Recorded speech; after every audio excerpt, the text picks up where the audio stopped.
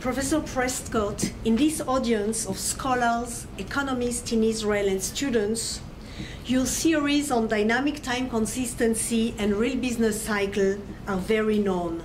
Therefore, we are all eager to listen to your insights on how to restore US prosperity. The floor is yours.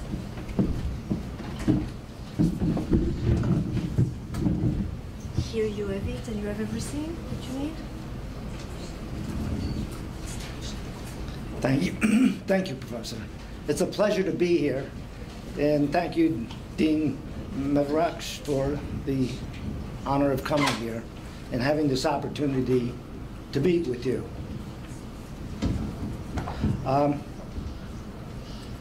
find economics very exciting. That makes me strange. We're learning so much, or we have recently, and we're learning a lot, and there's so much more that we need to know. And I'm sure this institution is going to play a major role in advancing our understanding. My thanks to Professor Young. He's the one that uncovered so many things that I had lost and forgotten about, and found it. I had history mixed up in terms of timing. Now I got it straight, I think.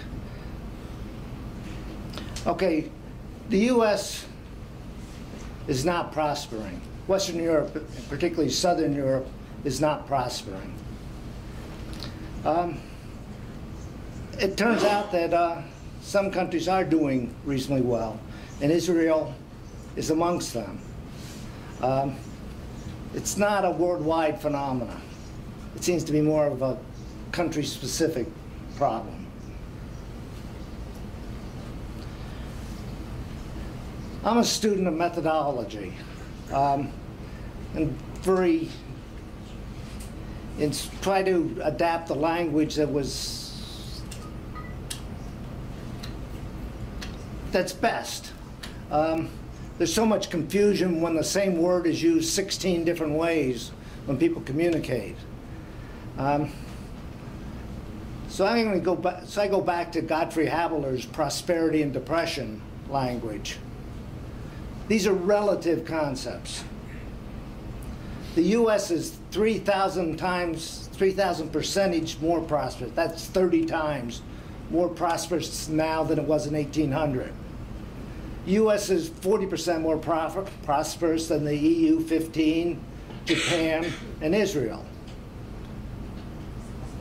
The U.S. is currently depressed 14% relative to its pre-2008 trend. Half of this is due to productivity being below trend. That's output per hour worked. And half due to the number of market hours per adult. Notice I'll always be correcting for trend and for the number of people. The number of people in Israel has gone up a little bit since 1929. It's gone up in the U.S., but nowhere near as dramatically. The U.S. has been depressed for a long time. Not as long in the 1930s, where it was depressed for 10 years. But it's been 4.5 years, and the issue is how much longer, and what should be done. First, what's the underlying theory? Well, first thing I want to talk about modern economic growth. This is things you all know about. Simon Kuznets' work on this topic, that's his language, is truly exceptional. In developing the national accounts, I see him as the father of macroeconomics. Now, modern economic growth, with this doubling of living standards every 40 years, began first in the West about 150 years ago.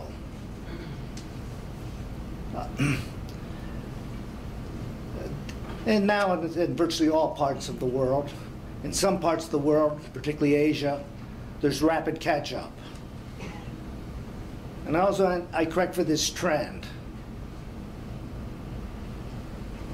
Trend of about 1.8% per year. See, this is the growth of the stock of useful knowledge. When you write a great book, it's in the public domain, and people can use that, the knowledge in that book, and they can transmit it to their coworkers. And this knowledge is growing, and I predict will grow dramatically in the future.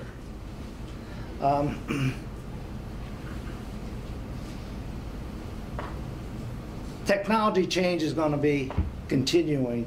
I hear some people have robots cleaning their house. Professor Rezes. Better robots than me.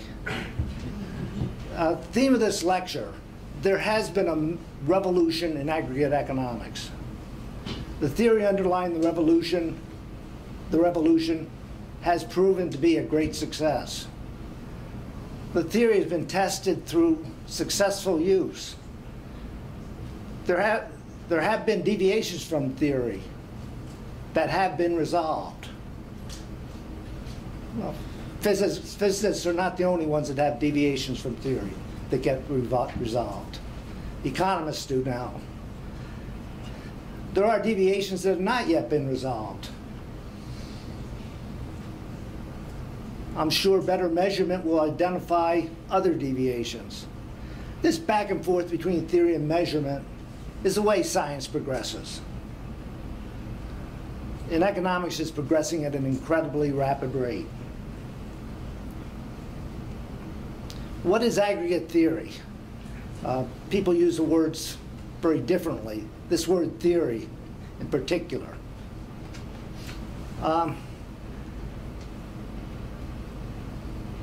Here it is neoclassical growth theory. There was the aggregate production function.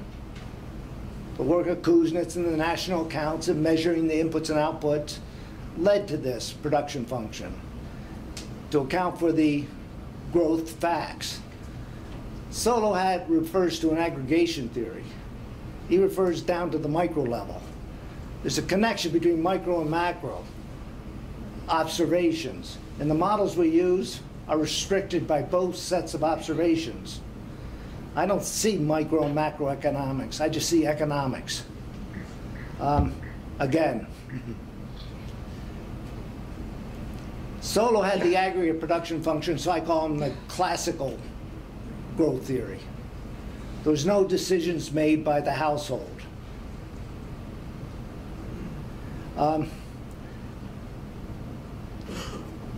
Finn and I introduced an aggregate utility function.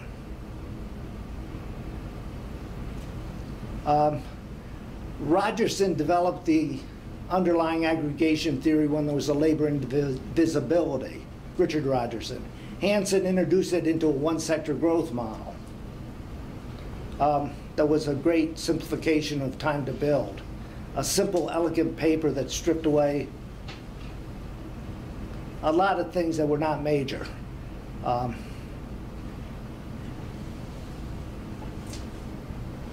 So what I mean by theory, I follow Lucas. Theory is a set of instructions for constructing a model economy to answer a given question. And it's a quantitative question. The model is an instrument for using theory and measurement to draw scientific inference. It's not the product, it's the instrument.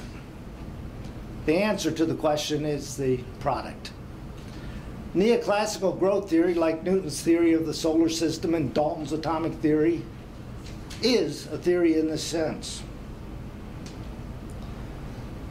To repeat, through the interaction of theory and measurement, science progresses.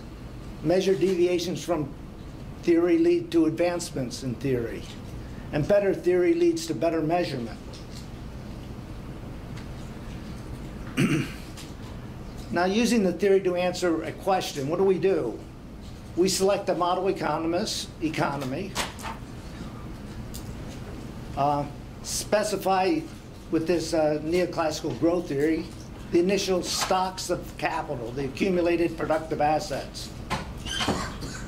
compute the equilibrium path given the aggregate production function residuals, that's total factor productivity, and given policies. Some things turn out to be simpler. Typically, we can make the incorrect assumption that agents have perfect foresight to generate the predicted equilibrium path and compare it with the actual one. When Finn Kidlin and I started doing this, we were just after some statistical properties of the aggregate time series, not the paths, which is a much more ambitious. We've progressed. There are special cases where you have to fess up to the expectation problem. I'll mention that later. Some of the theory's early successes. An early finding was that productivity shocks were an important contribution to US business cycle fluctuations in the 1954 to 1980 period. That's that time to build paper.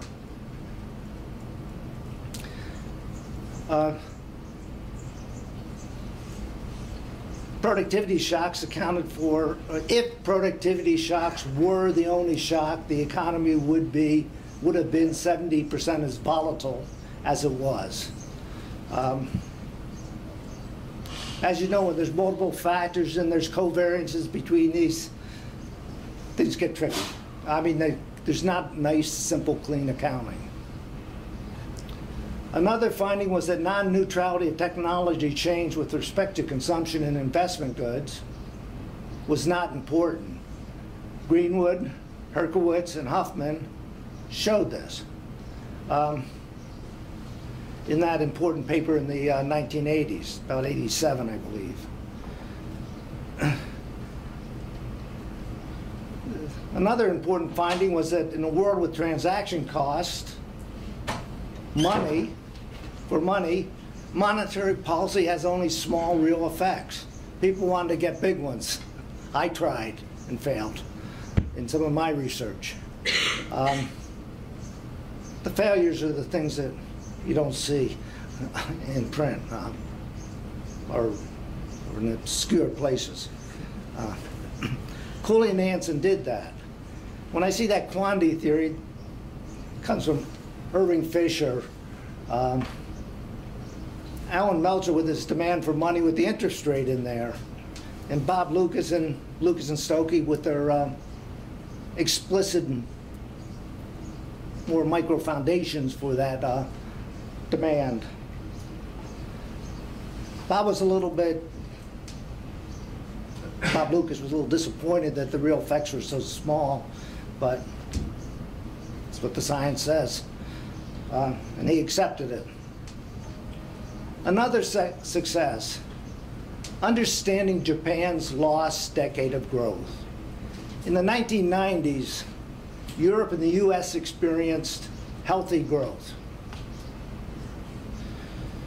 while Japan lost a decade of growth from about 1992 to 2002.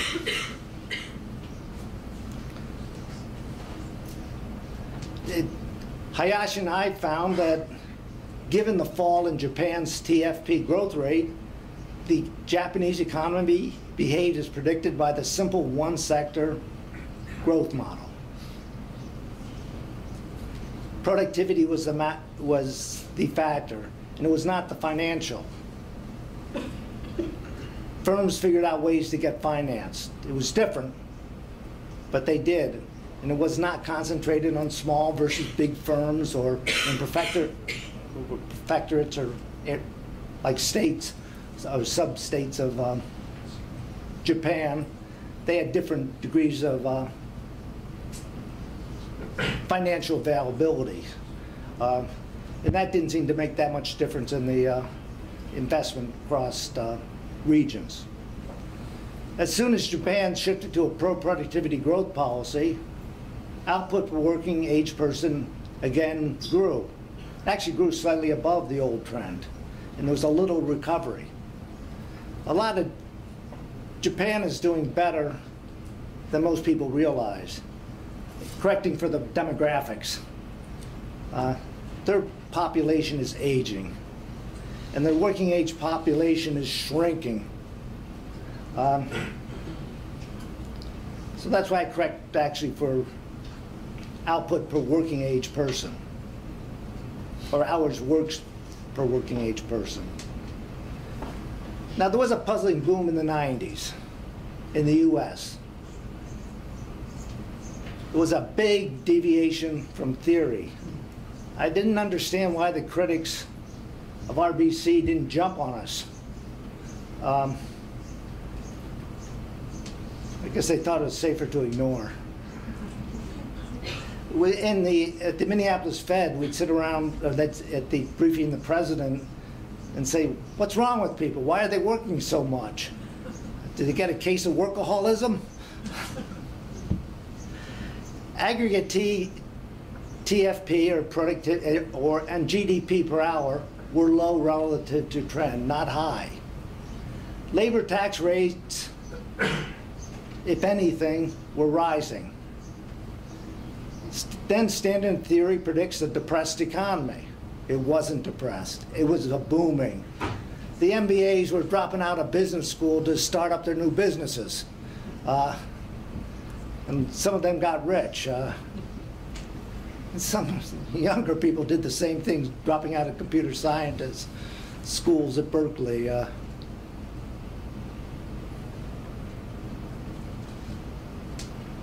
So this is a deviation. The prediction of the one sector growth model is the blue line. The actual is the red line, US per capita hours. The reason output was so high then was people were working so much.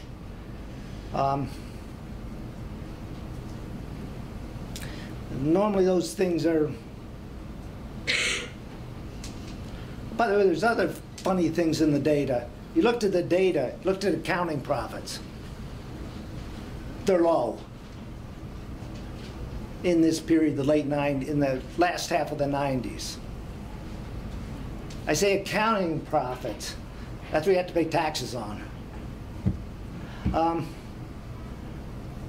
Another was the low GDP hours in the boom. I mentioned that already. Was it a case of animal spirits? No. The resolution of the puzzle. With the addition of intangible capital, observations are in remarkable conformity with theory. Intangible capital, you can't touch it. Well, they're starting to move to starting to measure some of this intangible capital. Beginning in July, the US GDP will go up 3%. And they go backwards in time in that correction. At least the people at the BEA listened to El McGrattan and me on this intangible capital. There's other people out of the micro literature, Corrado and Sultan, or I forget had measured the investment, not the stock. They meant how much is being invested. How much was R&D was being done by businesses. The NSF had surveys on that and had estimates. They measure advertising. You got to have people know about your product. That's like to establish your brand name. Other things is when you build an organization, it takes a lot of time and a lot of resources as people learn to work together. You learn in the organization when somebody says something to believe them or not to. A lot of times when you ask people a question, they want to help you. People are nice that way.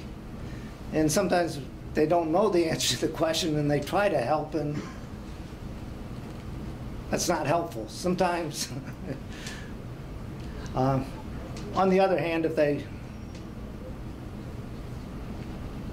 you learn somebody, they'll say, no, I don't know the answer, yes, it is. And that's valuable. You can access the expertise of other people. and having worked with them is the way you learn about your colleagues and how to interact efficiently with them and experience mutual gains from, well, sharing knowledge on how to do things. This is organization capital, is what we call it, is called. By the way, training people in terms of your accounting system that you set up. Accounting systems tend to be specific to the business organization. And with a better accounting system, you have better controls and you produce more. Well, if these intangible capital are not measured, it's more starting to move into the measurement class, but still a lot is not measured. What do you do with them? That's a key thing that, well, McGrattan and I came up with when we're looking at the stock market, because the value of corporations, many corporations, are the value of their intangible capital. Coca-Cola, General Mills with Wheaties and Corn Flakes,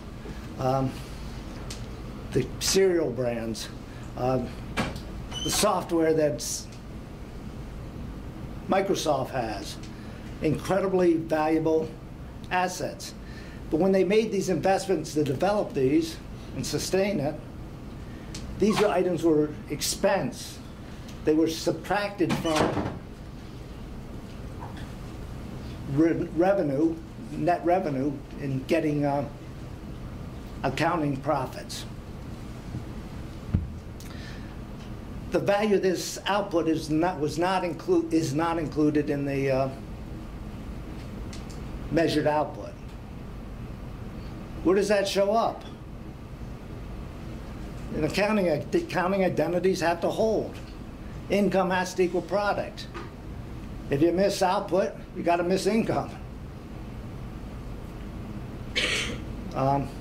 Well, the people that finance this investment and groups and organizations that financed it realized this later in the form of capital gains. Capital gains are not part of measured output in the national accounts. That's a principle.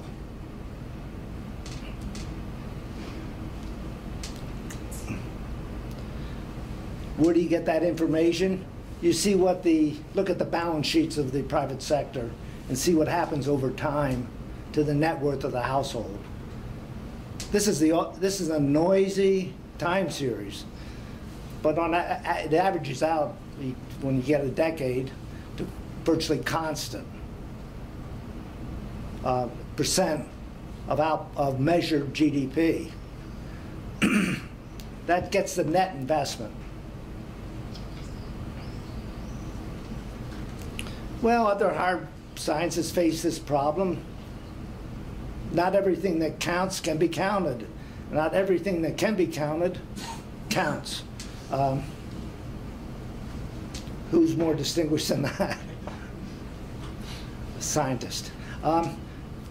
Theory with intangible capital predicts the observations. All the observations seem to fit like a glove after you put that in. You added some free parameters. The path of this exogenous technology, there was two activities, producing measured output and producing the unmeasured component.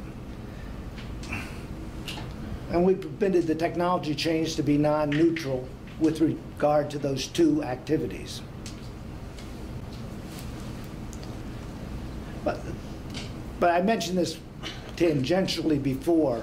It matched other dimensions, things that we weren't really we hadn't been thinking about until later, until we saw the results. We say our capital gains is big, and we went to the Board of Governors of the Federal Reserve System have a flow of funds accounts, which have balance sheets, as well as the flow variables of the various sector. there's an issue of who's paying for this investment and who gets the return on it in the form of capital gains. And some of it is financed by people that run their businesses, owner-operated businesses, which is produce about a quarter of the output. You build a clientele, that's an investment. That has value when you sell the business. And you set up a good staff, and you can, or a restaurant when they get their clientele and make people aware of their product. They have these small corporations that are, they call them Schedule S corporations. What they are in the US is that there's a limited number of all the profits are distributed to the worker owners. They had the management owners, or the people that, you have to work for the company to receive any of the dividends. And there's shares of that. You may get 10%, you may have your own business and have 100% of it. And there's a limit in the number of people that can share in that, and that is varied. But they're like a sole proprietorship with limited liability, or a partnership. All the profits are passed back to the household, and they pay taxes on that as ordinary income. I'd be curious if there's any tax experts here on the Israeli tax system. It's always interesting to see similarities and differences. We found that technology change was strongly biased towards the production of intangible capital in the 1990s. During that period, the number of new businesses started was huge.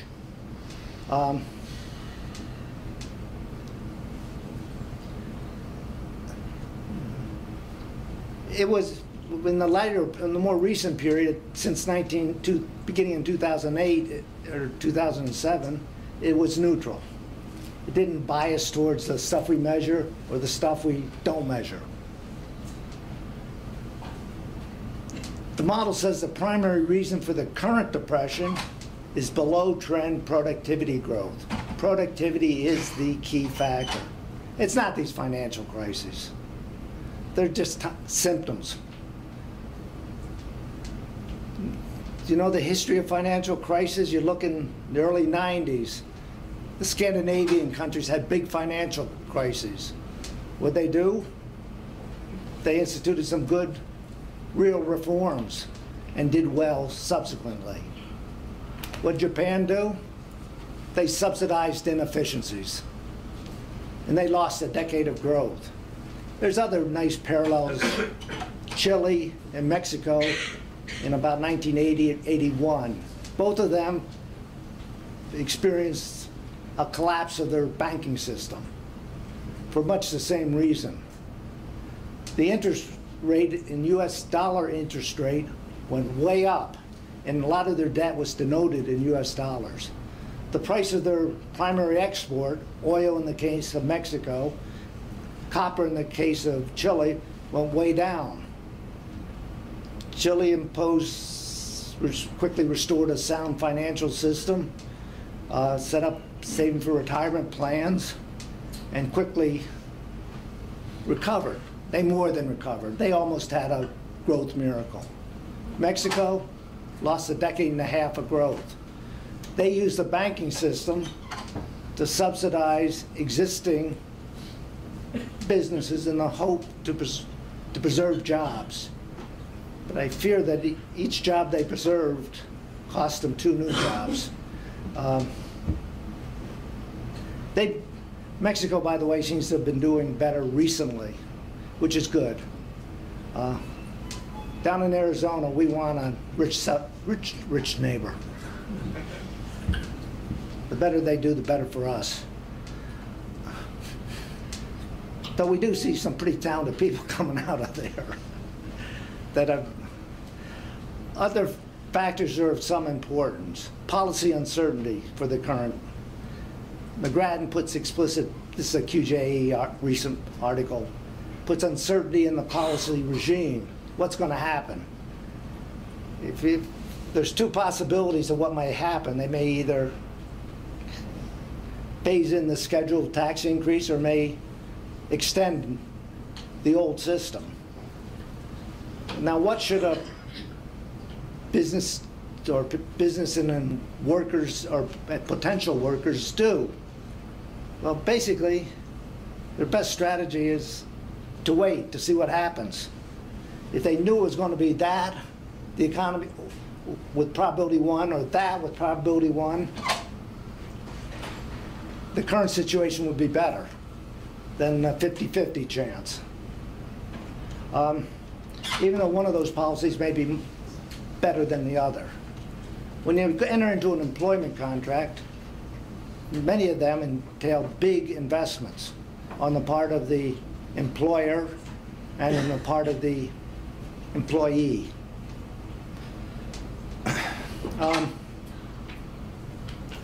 Everybody working for corporations are employees. The employer is the corporation. But any unincorporated business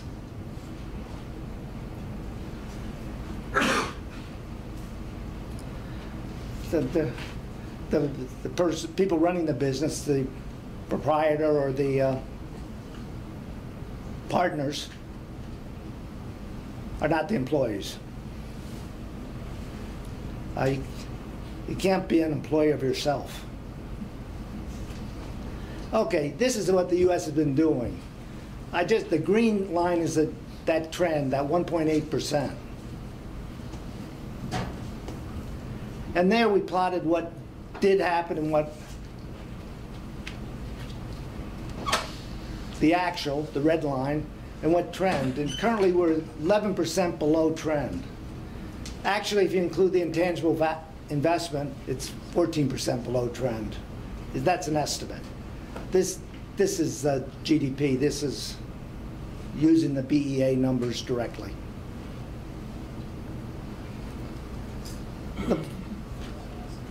That decline is not so big.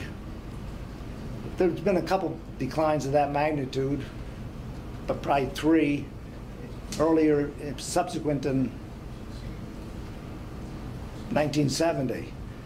There's one in the 73, 74, one in the 79, 82.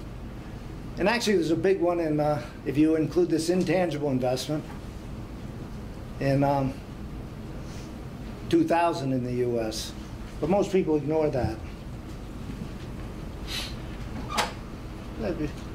Prenti and I had a theme that the problem was of why productivity was low was barriers to the adoption of better technologies, and set up a steady state dynamic equilibrium with a distribution. In that book we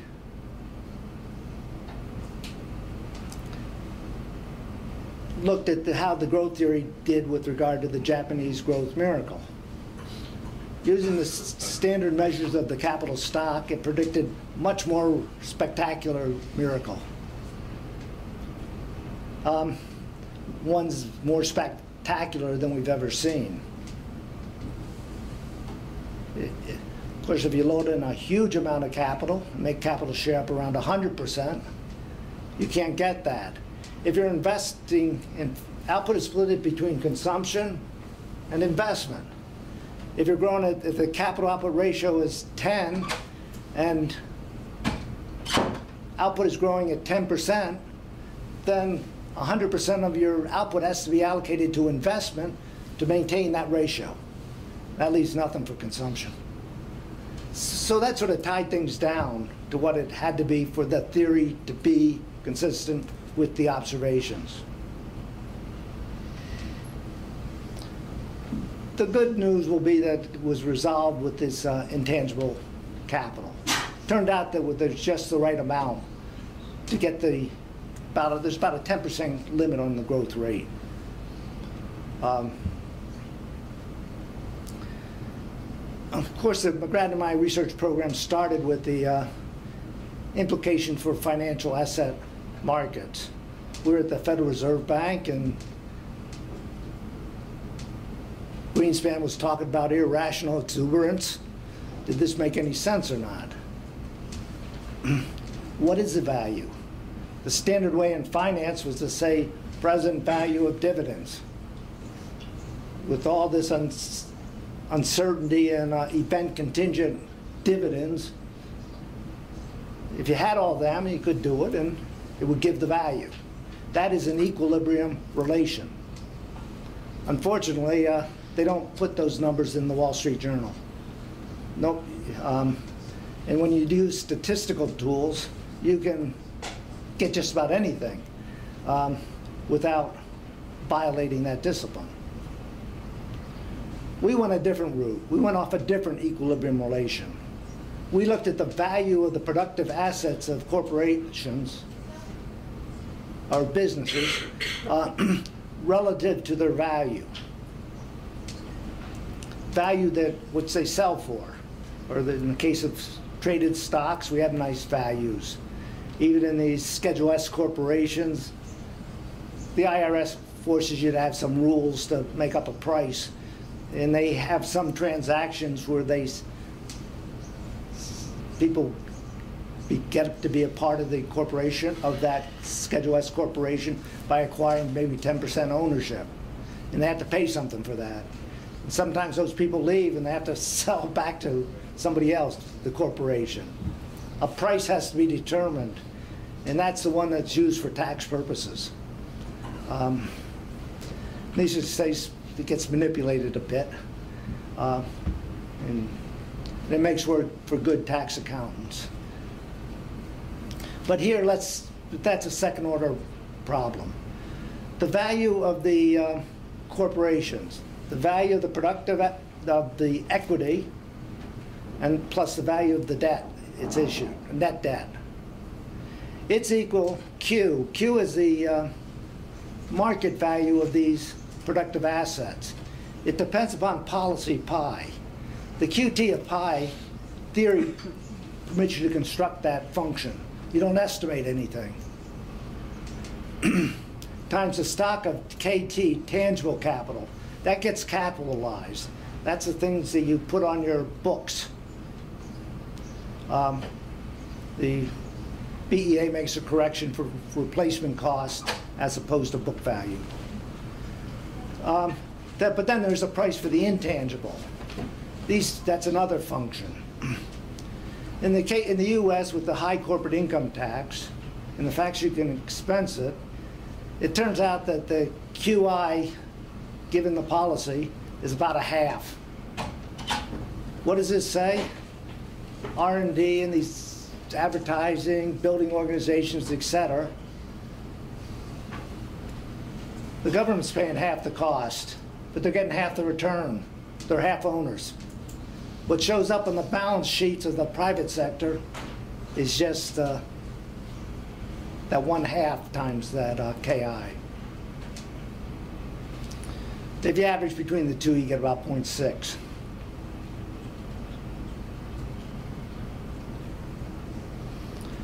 By the way, this theory is great for getting the secular movements. Oh, maybe I'll show you some of that.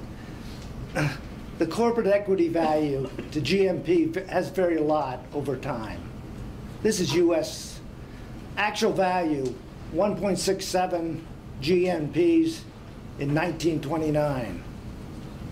Half that amount in 1962. And almost that value in 2000.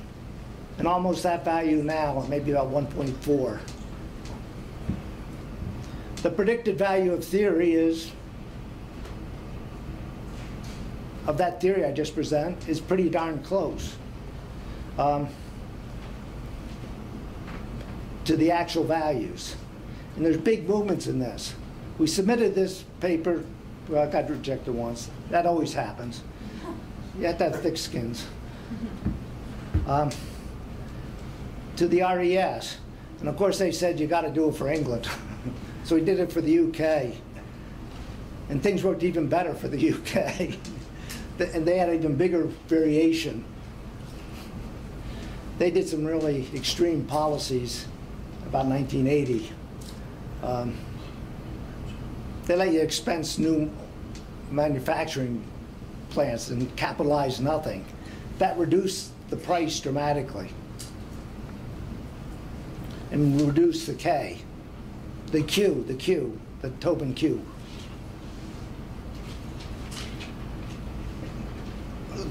The taxes were the big thing.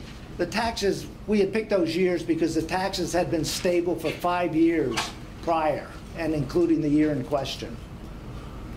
And as you can see, there's two types of taxes that are big time. One, the taxes on corporate profits, and that's varied a lot. And the other is the tax on the distribution to owners. If you have a tree out there that bears fruit forever, and somebody takes 90% of that fruit, that tree is only going to be worth 10% as much. This is the pure endowment economy model of Lucas, and basically the one that Meir and I used but we worked off growth rates of consumption. By the way, there's some institutional constraints mattered. You got to dig into these details. Back in that early mid-period, if you were running a pension plan and you held stock and you were in a fiduciary position and the stocks went down, you'd be sued. You were liable. So needless to say, people, they did not hold stocks. That got changed in about 1980 with what a prudent man would do. The courts are sexist. I should say prudent person.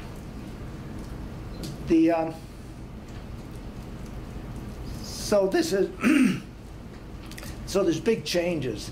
One of the major innovations in that drop on the tax and the distribution of owners is the deferred compensation savings schemes.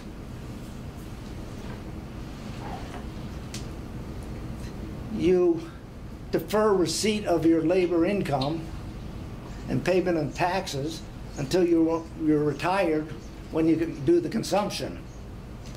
So that's really a consumption tax. During the period it grows and compounds, it's not taxed. It's not a capital income tax. So huge amount of investment is protected from the capital income tax due to individual savings accounts and pension funds. They own 3/4 of the stock market in the US. Who's the biggest stockholder? CalPER, the California Retirement Plan. Us professors are pretty high up there too with our TIA craft, but things have got spread out.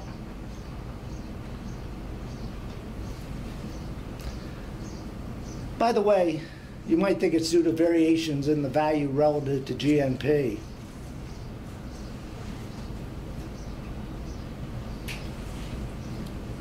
The reason for this big variation in VOGP is variation in tax rate.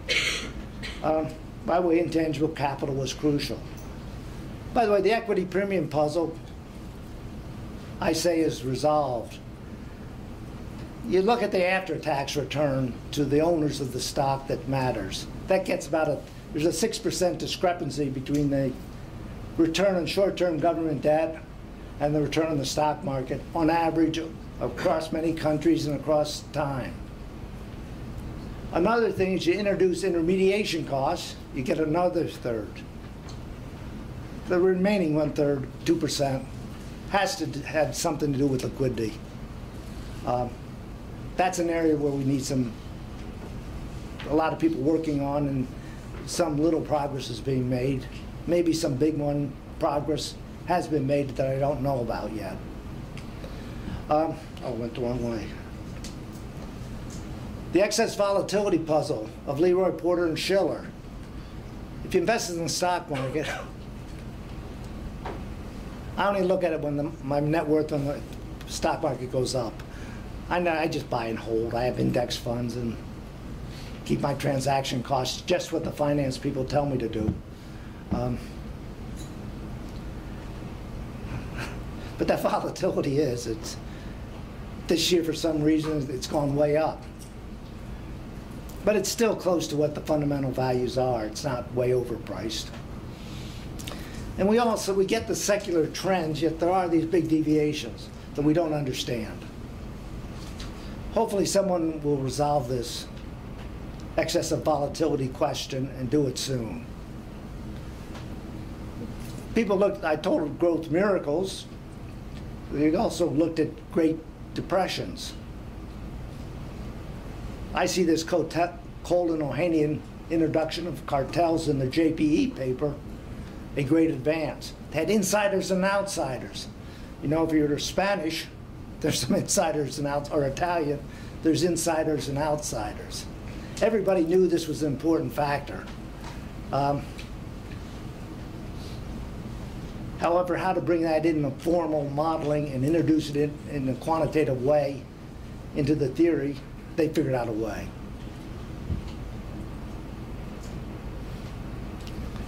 There are many studies of other Great Depressions of the 20th century.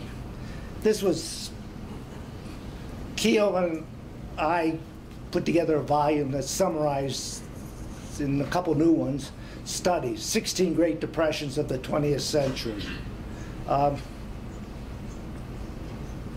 For example, productivity seemed the big thing consistently. Fisher and Hornstein paper that's in that volume shows that the setting wages too high led to the Great German Depression of 1928 to 32 and the awful subsequent outcomes. Other important developments, we moved to OLG. We used to have infinite dynastic families. That's easier to deal with. A lot less computationally intensive. And for many things, it doesn't matter.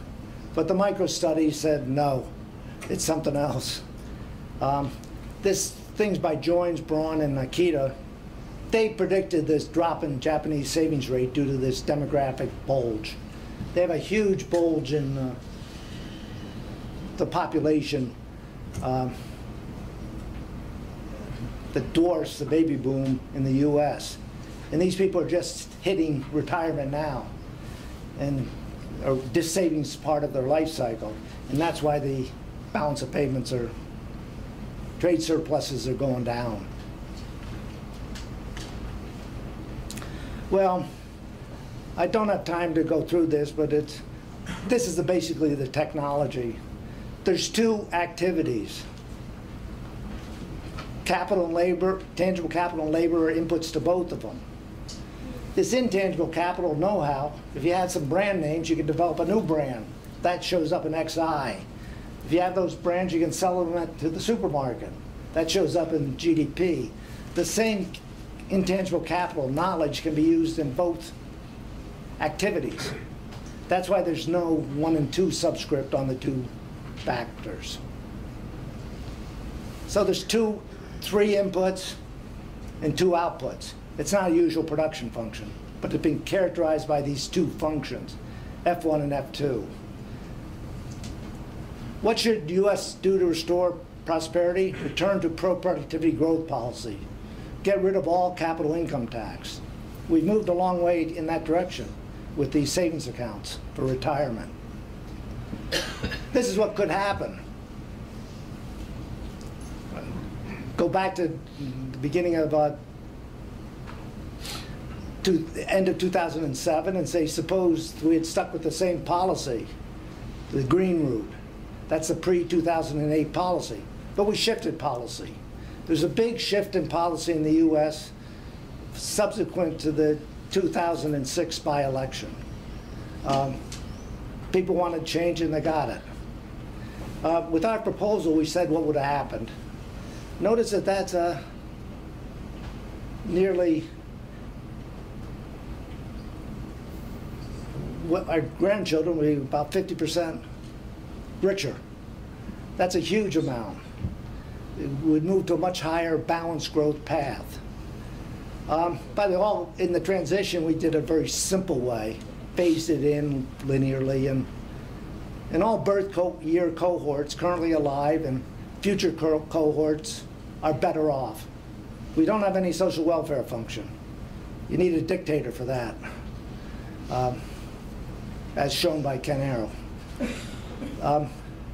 But we can say for each of these age group what the welfare consequences for them, because we treat them as a homogeneous groups. By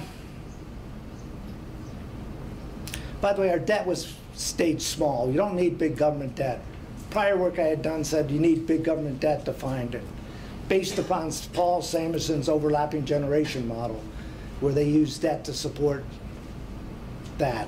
He just said endowments. We give the time to the young that is productive, and they can allocate this, following Murley's, this time to the market or non-market. And then there's distortions with the tax and transfer scheme that are not present with a savings for retirement, where people, when they're old, buy the government debt from the young. And when they're old, they sell it to the new young. We have no lump sum taxes. By the way, the after return on capital stays near 4%, which has been the historical rate. You still look at the profits after tax and divide that by the stock of capital. You get about 4%. And that's been true since 1929. It doesn't vary that much. By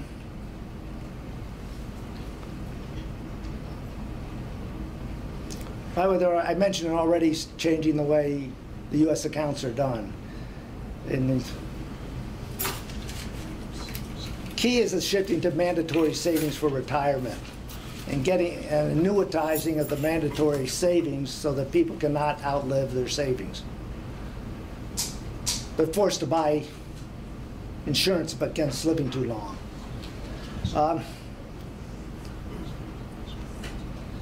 Path to prosperity. By the way, there's a lot more capital out there than people realize. This does not use human capital owned by the individual. That's another 2 GNPs. That's a big number. That's important. That's just the part they acquire on the job. There's probably another 2 where they acquired institutions like this. It might be, put those 2 together, it might be 4 GNPs. We put the actuary table. What about Israel? Rapid catch-up from 1953 to 73, from 33% of the industrial leader to 77. The Israel economy lost some ground relatively from 1974 to 2007, and dropped from 77% to only 70%. There might be measurement problems. And knowing about these international comparisons could shift that curve. But that shows a picture. What about we've been doing post-2007? Small recession, decrease less than 40% relative to pre-2008 trend. US fell 11%. We're better at falling. Subsequently to short recession, there was a rapid recovery back to pre-2008 trend. No recovery in the US. The green is the trend Israel, that same 1.8%. And look at the actual. I say Israel